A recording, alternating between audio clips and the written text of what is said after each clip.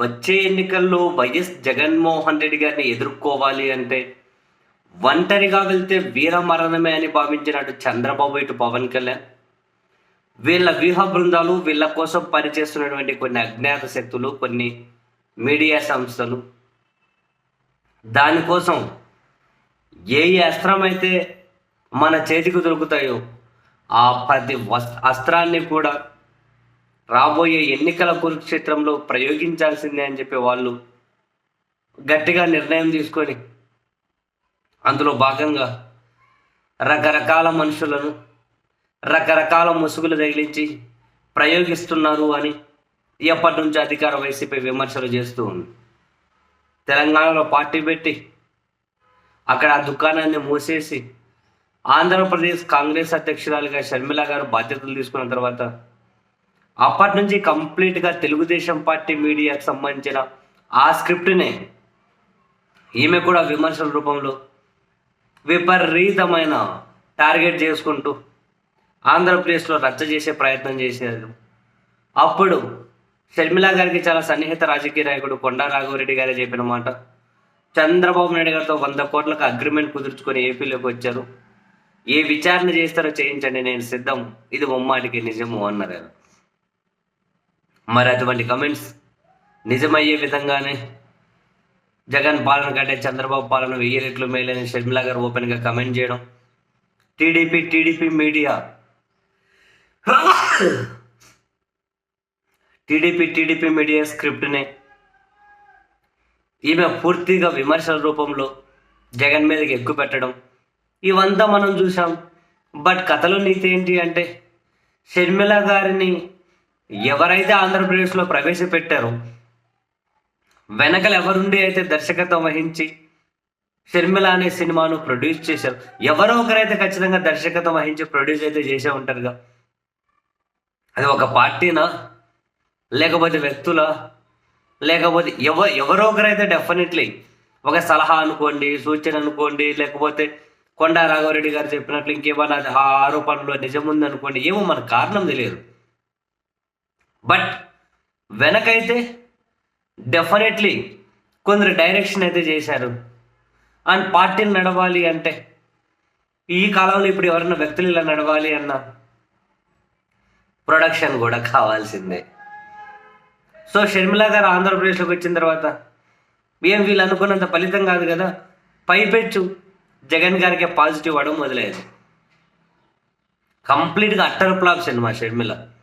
అరే ఎన్నికలు దగ్గరకు వచ్చేసాయి, షర్మిల అనే సినిమాను వదిలితే అట్టర్ ఫ్లాప్ అయిందని సీక్వెన్స్గా ఈరోజు సునీత అనే మరో సినిమాను ఆంధ్రప్రదేశ్లో కొందరి డైరెక్షన్లో, కొందరి ప్రొడక్షన్లో ఢిల్లీలో మీడియా సమావేశం పెట్టి మరి సునీత గారిని కనుక సీక్వెన్స్గా ప్రయోగించారు. జగన్ గారికి ఓటు వేయకండి అని చెప్పి ఆమె బహిరంగంగానే ప్రజలకు రిక్వెస్ట్ చేస్తూ ఉన్నారు.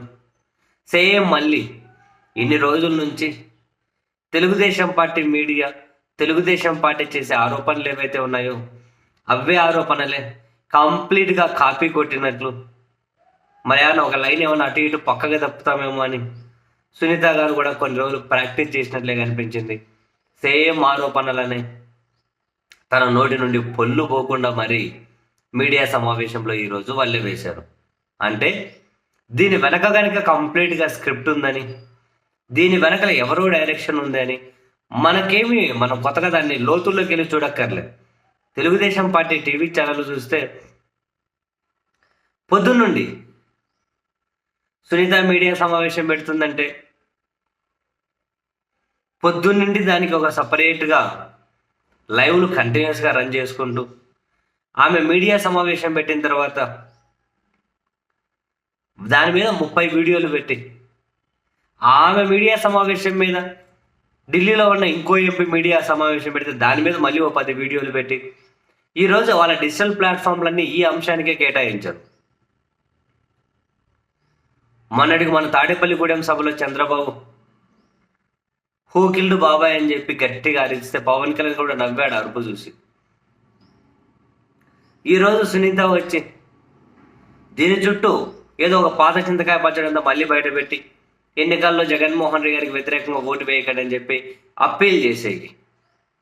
అయితే ఇక్కడ చూసే జనానికి అంతరికి అర్థమవుతుందిగా, ఇది అటువైపు ఫ్యాక్టరీ అవుట్లెట్లో నుంచి, అటువైపు హౌస్లో నుంచి వచ్చినటువంటి షర్మిలాకు సీక్వెన్స్గా వచ్చినటువంటి సినిమా అని. షర్మిల సినిమా పెద్ద ఫలితాన్ని ఇవ్వకపోయేసరికి ఇంకో సీక్వెన్స్ వదులుతూ ఉన్నారు అని. మరి ఇది కూడా అటర్ ఫ్లాపే. ఎందుకంటే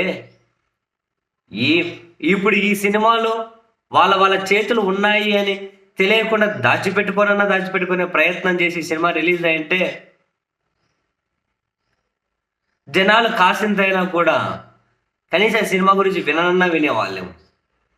ఈ సినిమా విడుదలై ఢిల్లీలో మీడియా సమావేశాలు విడుదలైనప్పుడే కొందరు కృతజ్ఞతలు చెప్తూ మొదలుపెట్టారు చూడండి. పేర్లప్పుడే సినిమా అటర్ ఫ్లాప్. జనానికి ఒక క్లారిటీ వచ్చేసింది ఇక. సో మొత్తం మీద షర్మిల సినిమాను ఫ్లాపే, సునీత సినిమాను అటర్ ఫ్లాపే. మరి డెఫినెట్లీ ఈ దర్శకత్వం వహించిన వాళ్ళు ఫెయిల్, కరెక్ట్గా స్క్రిప్ట్ ఎగ్జిక్యూట్ చేయలేకపోయారు. మరి నిర్మాతలకు భారీ నష్టాలు తప్పేటట్టు లేవు. మరి నెక్స్ట్ ఇంకేమైనా కనుక కొత్త సినిమాలు ఏమొస్తాయో చూద్దాం.